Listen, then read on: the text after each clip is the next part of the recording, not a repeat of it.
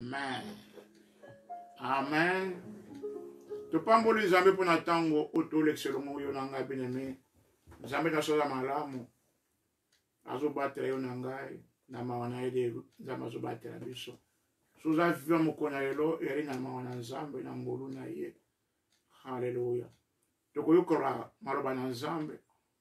Tote asi la miséricorde de Dieu. Nzambe na swali miséricordieux. Alléluia.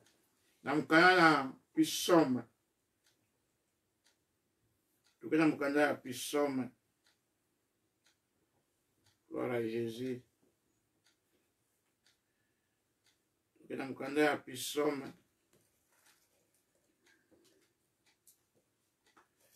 Psaume 106. Psaume 106, autant qu'un verset moko. Bien sûr, louez l'Éternel, car il est bon, car sa miséricorde dit à toujours. Abi kum sanzambe, pour tazali malamu, pour te miséricorde na ye, maona ye, et ce oumera de benvela. Tout est assez la miséricorde de Dieu. Zambali miséricordieux. Alléluia. Miséricorde en Zambé, ali attitude en Zambé, et pas un moto ou en passion, en détresse. Zamba zana attitude ou en mawa, vis-à-vis un moto azali na passe. Le biso miséricorde, ngoro ba compassion na offenseur. Na moto oyo asali mabe, compassion pas moto asali mabe. Le mot appelle pardon, le mot appelle bénédiction imméritée. Il y a une définition, il y a miséricorde. Il y a un toi qui bateau, tu sais ma bête, tu bois qui me béco, il y a un zambe, tu sais ma sumuki. Mais là, on a un zambe, na miséricorde, na yé, tu limbi sami.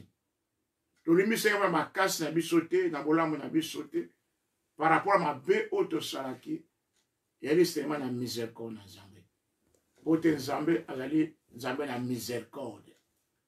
Ali Zambé oyo, azaka na pitié et pas na bana. Gloire à Jésus. Ya troté alelo oyo, pour te ngana yo, tous à la na posa ya mao na Zambé, tout recevoir motango nyoso tout. Parce que miséricorde dans Zambé pe, ezali attitude dans Zambé pas na moto oyo azakat na passe. Tant que tu as un passé, à tes amis à qui abuse moto 4 n'a pas soin. Mais c'est un moto à recevoir miséricorde. Alléluia. Alléluia. Pour nous, chose à passer, mais nous bus 4 n'a pas soin, à boire comme 4 n'a pas, ça préfère la place. Mais miséricorde, nous avons dit que nous avons besoin pour abîmer moto 4 n'a pas soin. À mawa vis-à-vis à moto. Voilà Jésus. Nga tu akina mao nzamba akina mao na biso tant akina masumu et puis na mao na ye tant to recevoir Christ na miséricorde doit to bimi katina place on a danger donc Nzambe ali Nzambe na miséricorde ali Nzambe na mawa na mkana 2 Corinthiens chapitre 1 babenge papa ya ba miséricorde 2 Corinthiens chapitre 1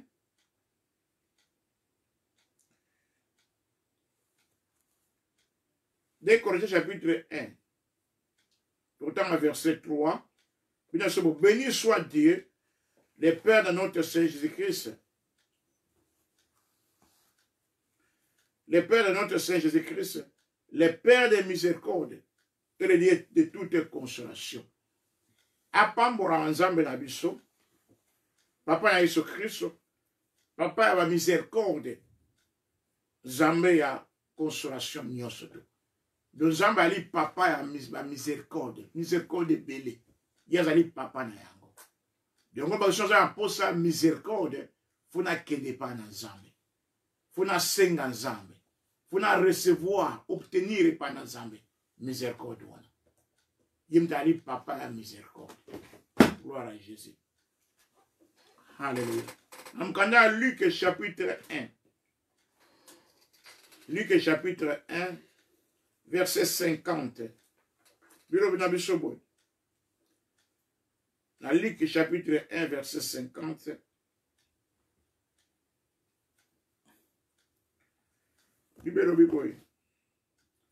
Et sa miséricorde s'étend d'âge en âge sur ceux qui les craignent. Miséricorde na ye ekendaka na ba âge, na génération, na ba oyo bazobanga ye. Tant zobanga nzambe miséricorde na nzambe zo s'étendre na ba génération. Alléluia. Donc miséricorde na nzambe zali bela penza libé bela miséricorde na nzambe ekozalaka toujours. Potele nzambe na miséricorde.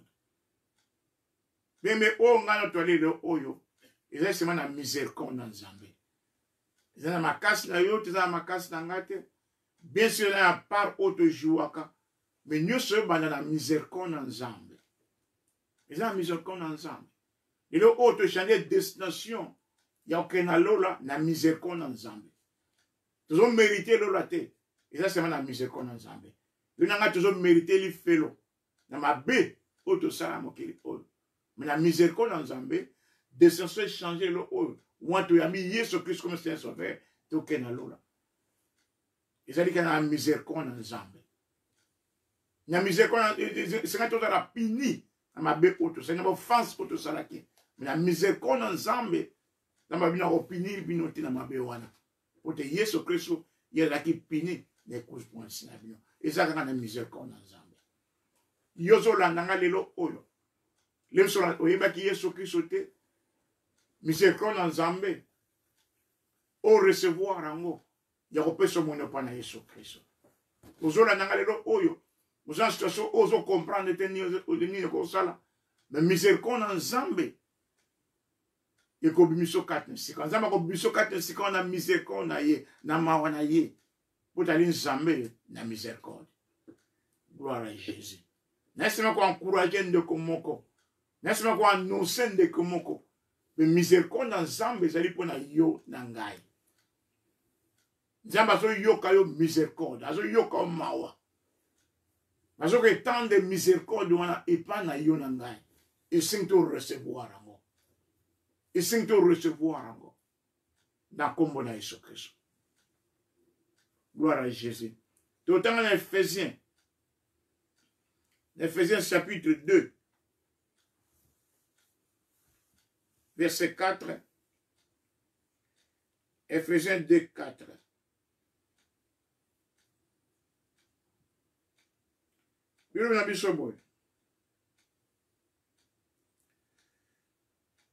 Mais Dieu qui est riche en miséricorde à cause du grand amour dont il nous a aimés. Nous sommes riches en miséricorde. Ali riche en miséricorde, ali miséricordieux. Alléluia. Tite chapitre 3, verset 5. Tite chapitre 3, verset 5.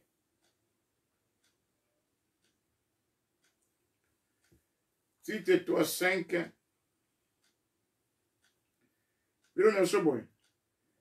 Il nous a sauvés, non à cause des œuvres de justice que nous aurions faites, mais selon sa miséricorde par le baptême de la régénération et le renouvellement du Saint-Esprit. Nous avons dit biso non à cause de l'œuvre de la justice, auto salaki, mais selon miséricorde na ye. De yonanga to bikisa ba œuvre auto salaki te. Il y a une miséricorde dans Zambé. Neto ya ko bikisa. Ezali na mawa na Zambé. Neto la kobe kisama. Ezana zama neto bimi kat ne sikana na masum. E yaki na mawana nzambe. Yesu mato chaki foi epa na Yesu Kristo. Mais miséricorde na nzambe e bimi si so kat na so. Donc par na biso zaki sema foi. Foi seulement epa na kolo Yesu Kristo. Et puis miséricorde na nzambe e bimi so kat na sikawana. Gloire à Jésus. Miséricorde na nzambe ko bimi so place oyo zali bien-aimé. Ndima seulement na miséricorde na nzambe. Zima kali nzambe na mawa. Okobima kate sika na kombo na Yesu Kristo. Sika to recevoir miséricorde na nzambe na première na kombo na Yesu Kristo. Na esema ko professeur pour na ndeko moko. Que miséricorde na nzambe zali ya yo na kombo na Yesu Kristo. kobanga te, kolelalila te, quelque soit situation ozali nango kati na sika oyo, miséricorde na Nzambe ezali ya yo na kombo na Yesu Kristo. Recevoir miséricorde wana. Pe obima kati na sika wana maana Nzambe na kombo na Yesu Kristo. Yo olonga na maana Nzambe na kombo na Yesu Kristo.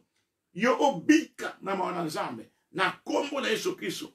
Pote Nzambe asopa miséricorde na ye epa na yo na ngai.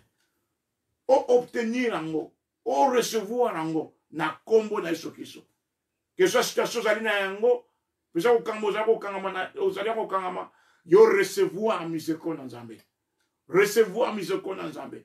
Pe tonda Nzambe pona miséricorde na ye. Tonda Nzambe pona mwa na ye, pona yo pona liboti na yo na kombo na Yesu Kristo. Gloire à Jésus. Moi dans la Bible ndeko moko Job. O agumreki tango molai na pasi penza. Agumena ki azaki persévéra ki azaki patient. Mais miséricorde na Nzambe, et c'est que Job a la restaurer. Gloire à Jésus. Car azali na patience et pas na Nzambe. Azo persévérer. Pe miséricorde na Nzambe. Nzamba mona ki na miséricorde na ye. Miséricorde na Nzambe mona ki Nzambe Job wana.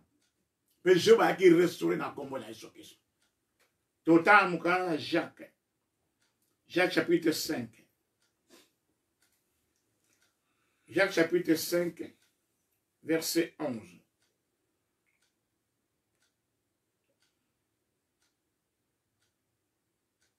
Jacques 5, 11.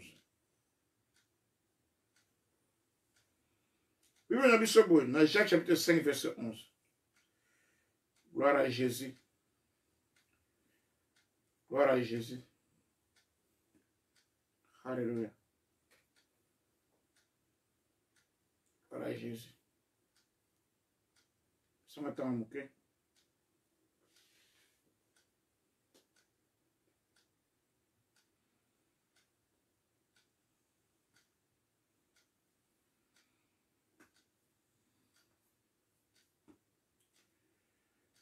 Oui, mais ça m'a appelé.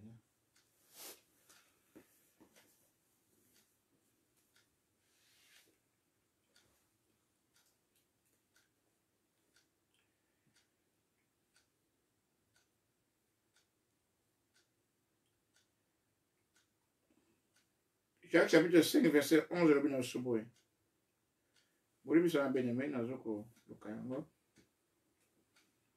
On soit pas de conaka. Il faut le caillou malin.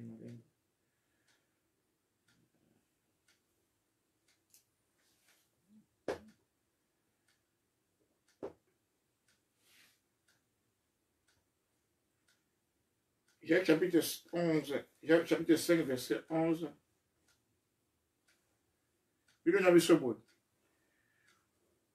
Jacques 5, 11. Voici, nous disons, bienheureux, ceux qui ont souffert patiemment. Vous avez entendu parler de la patience de Job. Et vous avez vu la fin que le Seigneur lui a accordée. Car le Seigneur est plein de miséricorde et de compassion. Babi, tu vas bienheureux. Ba oyo ba souffraki patiemment penza. Babi to yokaki koroba patience ya Job. Petumaki suka o Nzambe akordaki. Mange Job alexé tanga pasi, mataki patient et pe suka Nzambe akordaki, Nzambe restauraki pote Nzambe atonda na miséricorde. Alléluia. Sika ete oza restaurer na kombo na Yesu Kristo. Lukanda manzame na miséricorde. Atitinde pa na yo ali atitinde na miséricorde. Azoyo koma wa. O nyoso bungaki, obungisaki. Sika za restaurer pa na kombo na Yesu Kristo. Zamba restaurer santé na yo. Zamba restaurer mabota na yo. Zamba restaurer finance na yo. Zamba restaurer ba relation na yo. Na kombo na Yesu Kristo. Pote Nzambe oyo ali Nzambe na mawa. Azo tala una miso ya miséricorde. Ali papa na yo. Atonda na miséricorde. Atonda na mawa. Petika te miséricorde na Nzambe. Eza na manifestation bomone na kombo na Yesu Kristo. Yo obtenir ango o recevoir miséricorde na Nzambe. ondima yango na kombo na Yesu Kristo. Zala restauré na kombo na Yesu Kristo. Na domaine sa vie na yo, libote nous a restauré na kombo na Yesu Kristo. Na miséricorde na Nzambe. Po ete Nzambe oyo atonda na miséricorde. Nazo déclarer seulement epa na yo. Que restauration ezali ya yo. Guérison ezali ya yo. Délivrance ezali ya yo. Lobiko ezali ya yo. Po ete Nzambe azotera na miso ya miséricorde. Ndima yango seulement et peut recevoir yango na kombo na Yesu Kristo. Gloire à Jésus bien-aimé. Gloire à Jésus. Nzambe ali Nzambe malamu. Ali Nzambe na miséricorde. Na ina première lopo na kotombola foi ndeko moko. Wali komitungisama. Wali kolela. Oazo ba peut-être Nzambe abandonné nga tiki ngai. Nga ngoro ba ke Nzambe azotala na miso miséricorde. Obimakat ne sika na kombo na Yesu Kristo. Bano ba bimakat ne sika na kombo na Yesu Kristo. Na miséricorde na Nzambe. Bimakat ne sika na kombo na Yesu Kristo. Ose tivo na place ozo comprendre te ni na ko ndenge na ko bima. Makambo zo ke malamu te. Bimakat ne sika na kombo na Yesu Kristo. Na miséricorde na Nzambe. Gloire à Jésus. Ndenge na ba bimisa ki Job na kat na condition na passé. Abimisa na kombo na Yesu Kristo. Abimisa na kombo na Yesu Kristo. Potele Nzambe na miséricorde. Gloire à Jésus. Gloire à Jésus. Namkana na Romains chapitre 9. Romains chapitre 9. Tout le temps à verset 15.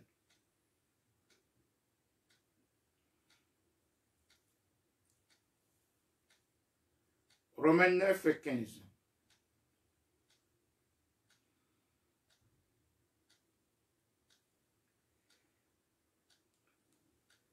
Romains chapitre 9, verset 15.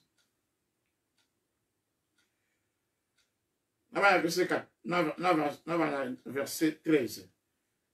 J'ai aimé Jacob et j'ai haï Esau. Que dirons-nous donc? Y a-t-il en Dieu de l'injustice? Loin de là. Nzambe injustice. Abna lingi, na lingaki Jacob na boaki Esau. Esau tu vois Nzambe injuste, Nzambe injuste. Verset 15. Car il a dit à Moïse, je ferai miséricorde à qui je fais miséricorde. Et j'aurai compassion à qui, de qui j'ai compassion. Na kosala miséricorde na moto, na kosala miséricorde. Puis nous avons compassion, moto nous avons compassion. Tikete Nzambe asala miséricorde na kombo na Yesu Kristo. Alléluia. Verset 16. Ainsi donc, ce ne dépend ni de celui qui veut, ni de celui qui court, mais de Dieu qui fait miséricorde. Les autres dépendent de moutoison na posa. Moutoison kima. Mais les autres dépendent de Nzambe oyo asala ka miséricorde. Si on a asala miséricorde, à tout ce qui n'a pas de tour, tout ce qui m'a malembe, okokoma na kombo na Yesu Kristo. Na déclaré, yoko leka, destination na kombo na Yesu Kristo. Oko rate yango te na kombo na Yesu Kristo. Pote Nzambe azosala miséricorde. Lemso ta na tikali sima. Basuba leki bazali boso. Mais na miséricorde na Nzambe yoko komo sika na kombo na Yesu Kristo. Muta okango azali te. Oko komo na sika na kombo na Yesu Kristo. Ndima na miséricorde na Nzambe. Nzima sera na Nzambe. Ako komisho ne sika wana. Oko koma sika se okoma na miséricorde na Nzambe.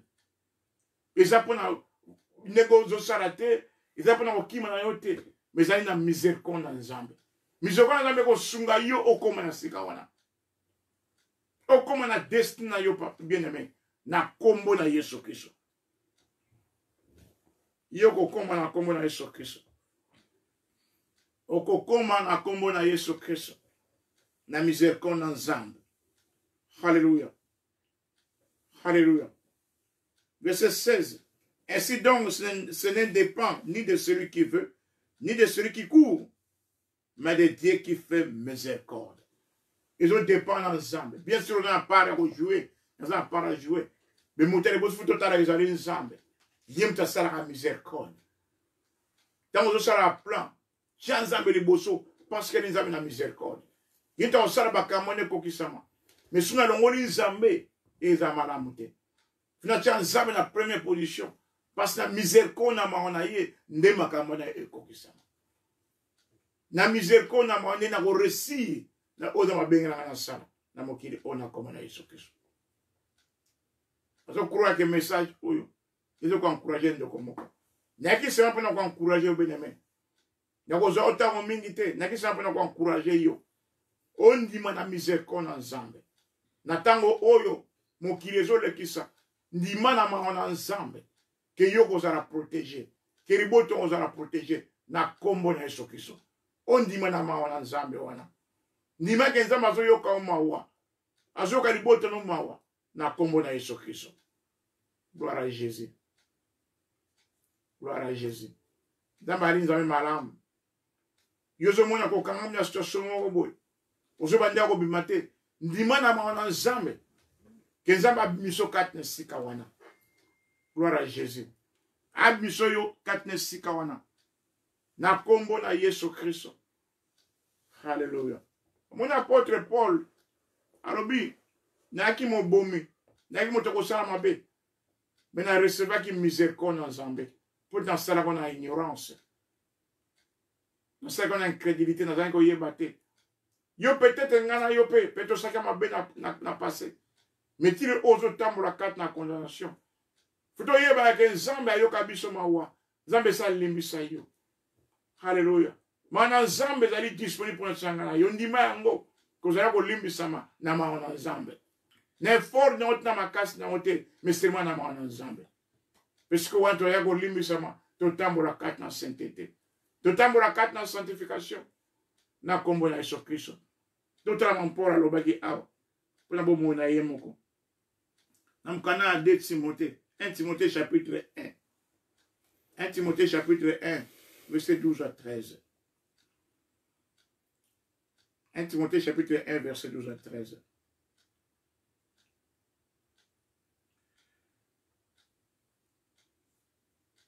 Pour la Bible,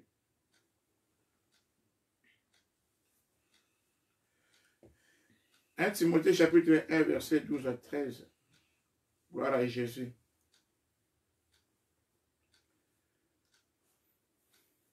Alors, je rends grâce à celui qui m'a fortifié, à Jésus-Christ notre Seigneur, de ce qui m'a jugé fidèle.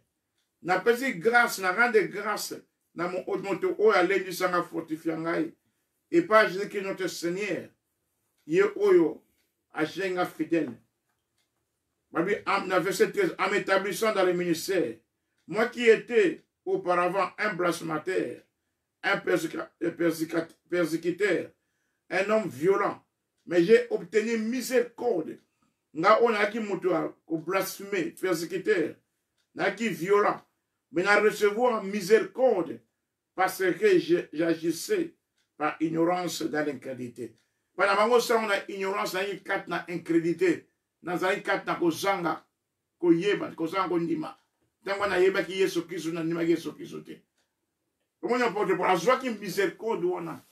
Yon a plutôt recevoir miséricorde parce que ma be auto ça qui ango, c'est on quatre na ignorance, quatre na kozanga koyeba. Faut yeba ngo bineme. On permet de Satan ma condamnation quatre na ote parce que Zambe ça appelle ça miséricorde. Zambe ça a sopa miséricorde par rapport à ma be auto ça qui n'a passé. Gloire à Jésus. On a libéré quatre na condamnation na kombo na Yesu Kristo. Pote miséricorde na Nzambe ezali ayo na kombo na Yesu Kristo. Nzambe sa yo ka mawa alimbi sa yo na pameli muno o a condamnation na kombo na Yesu Kristo. Makansi za libre na condamnation na kombo na Yesu Kristo. Mweso kanga makansi na yo se condamnaka na baby singuya na kombo na Yesu Kristo.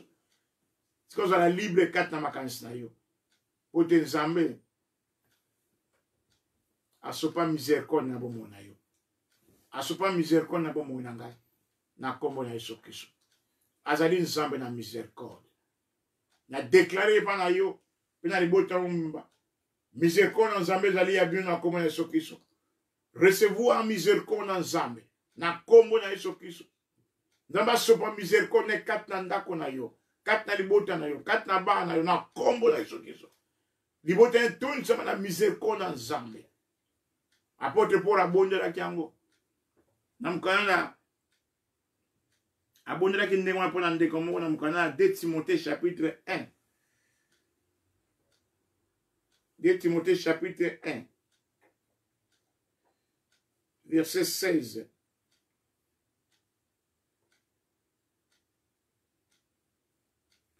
De Timothée chapitre 1 verset 16. Apôtre Paul à Bible.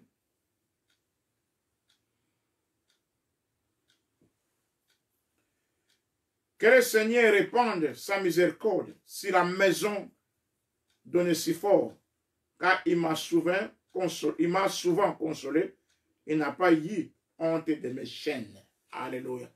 Libota oyo consolé qui porte en oignon surtout. Libota oyo ya Onésiphore. Pabi nzambe asopa miséricorde na ye kat na ndako wana. Ngapi na bondeli na kombo na Yesu Kristo. Ke nzambe na Israël asopa miséricorde na ye kat na ndako na kombo na Yesu Kristo. Yozo landanga isika oyo. Tika ete nzambe asopa miséricorde na ye kat na ndako na kat na libota na yo na kombo na Yesu Kristo. Miséricorde na nzambe affecté yo na libota na kombo na Yesu Kristo. Nazela miséricorde nzambe a restaurer na kombo na Yesu Kristo. Santé a restaurer na kombo na Yesu Kristo. Onyo so a restaurer na kombo na Yesu Kristo. Gloire à Jésus. Miséricorde na nzambe. Maona nzambe. Na tango oyo a pandémique. Miséricorde na nzambe affecté libota na kombo na Yesu Kristo. O recevoir na kombo na Yesu Kristo. Alléluia. Gloire à Jésus. Bien, mais ça, comme on a la Bible. La bengi Bartimée.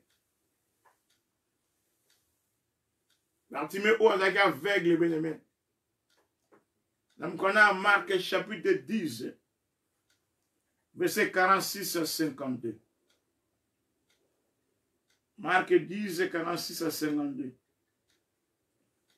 Mais ayoka yi mukolo moko ke Yesu azoleka. Marc 10,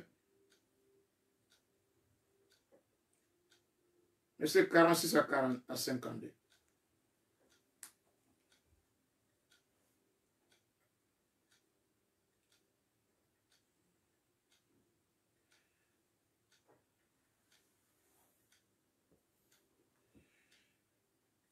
Voilà, Jésus.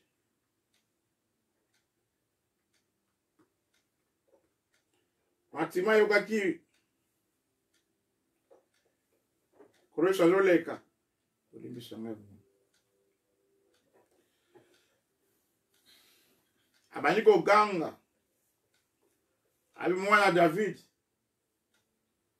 yokanga imo aie pitié de moi bayoko babango pekisaye babi tika wo ganga tika wo déranger maître. Bartimée a tika kite a continue ko ganga continue ko ganga pekolo sala biboya na ye awa boya na ye awa atuno lingi nini albina lingi na mona metala prier na ye moi la vie yo kanga imawa aie pitié de moi, have mercy on me. Asenge miséricorde na nzambe mwana nzambe. Parce que na situation condition la ki a passé.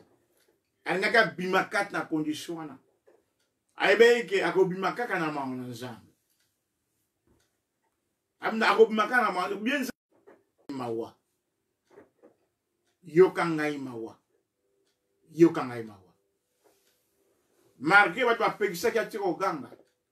Atika koro yeso libre. Ma continue ko ganga. Bien me foto bela kaka mawana nzambe. To libera ka fwala bisina ko bonde ko senga mawana nzambe. Mete situation ni yoza nango. Situation ni ngana zana yango. Me foko bonde la ka mawana nzambe miséricorde nzambe. Miséricorde nzambe. Pour toujours mériter te bimakat na situation go. Mais toujours bimakat na miséricorde nzambe. zaka na miséricorde na nzambe tozoganga nzambe yoka ngai mawa nzambe wana yokaka epe ko recevoir miséricorde yango epe ko bimisa yo nanga kati na situation wana na kombo na Yesu Kristo. Gloire à Jésus.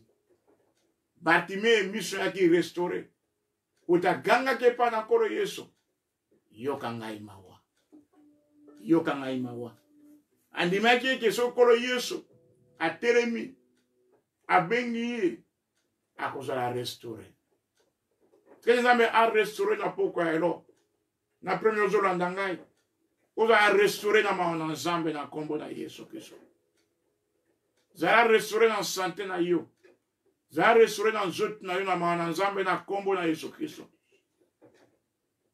Tibango tonda nzambe pona mawa ne place ozali temora mungongo tonda nzambe pona mawa na yo banzambe na tondi yo pona mawa na yo na miséricorde na yo babi kumisa nzambe po tali malamu po te miséricorde na ye ezo mena bien ebela so ito tonda nzambe ko kumisa pona miséricorde na ye ali miséricorde beneme ali nzambe na mawa ali nzambe malamu tonda nzambe pona miséricorde na ye pambola pona miséricorde na ye kumisa pona miséricorde na ye na meto pesho merci pour toi Isaïe malamu merci pour la miséricorde na nzambe papa to bonne miséricorde na papa na ndeko azolanda ngai na soko na nzambe miséricorde na papa bima kati na situation na kombo na Yesu Kristo bima kati na situation na kombo na Yesu Kristo na miséricorde na nzambe bima kati na yango na kombo na Yesu Kristo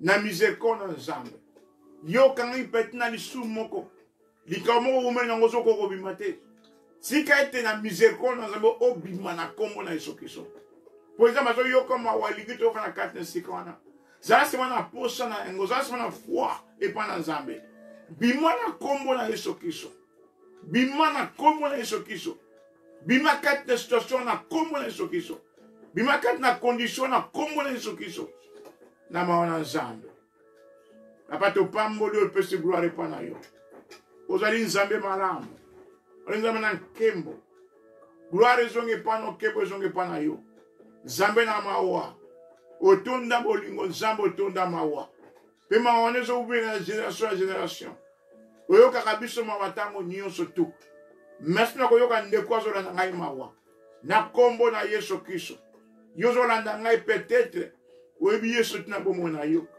ovandi kati na masumu ozobande kobima te me mawa ya nzambe na mawa na lelo oyo akobimisa na kombo na Yesu Kristo pesa bomoi no pana ndima eke naza na posa ya mawa na nzambe eloko eza tino pota fo ndimaka yango ke naza na posa ya mawa na nzambe na likambo oyo nga na okoka te naza na posa nzambe ayoka ngai mawa nzambe ayoka ngai mawa abimisa kati na esika oyo nde nzambe wana akosala pesa bomoi no pana kolo Yesu Kristo landa maloba oyo nsima na ngai makolo Yesu nandimi ete yo akima mokili oyo andimi ete okufaki na ekulusu andimi ete bakundaki yo andimi ete nzambe asekwisaki yo yaka vanda kati na ngai napesi mo na ngai epa na yo nandimi ete nabotami ya sika nakomi mwana nzambe masumu na ngai elemisana makili ya soki esopeti ngai epeto na ngai amen. On a répété maloba oyo botami ya sika tika ete o recevoir mana nzambe na kombo na Yesu Kristo po ete nzambe alimbisi masumu na nyonso tu na kombo na Yesu Kristo yo ozolanda ngai peut-être santé totungisa yo bika na makila na kombo na Yesu Kristo bika na mikuwa na kombo na Yesu Kristo bika na zoto na kombo na Yesu Kristo na maona nzambe po ete nzambe azoyoka yo mawa nzambe azoyoka mawa mwana nzambe affecté bomoi na yo mwana nzambe affecté liboti na yo na kombo na Yesu Kristo miséricorde na nzambe boti na nzambe etambola elongo na epai nyonso okende etambola elongo na liboto epai nyonso okende na kombo na Yesu Kristo papa topesi yo merci topesi gloire epai na yo na ntango kitoko tolekisi kembo mpe likumu ezongi epai na yo na kombo na Yesu Kristo nde tobondeli bongo amen amen tokomi na suka programme na biso Nzambe aza malamu mingi, Nzambe oyo aseso nguru to le satan elongo ngana yo. Tupamburi Nzambe, tupamburi pe yo beneme. Yo zai connect na premier yolo. Naba pambura yo. Tika na kimia. Watu kutemba la sima. Bye. God bless you.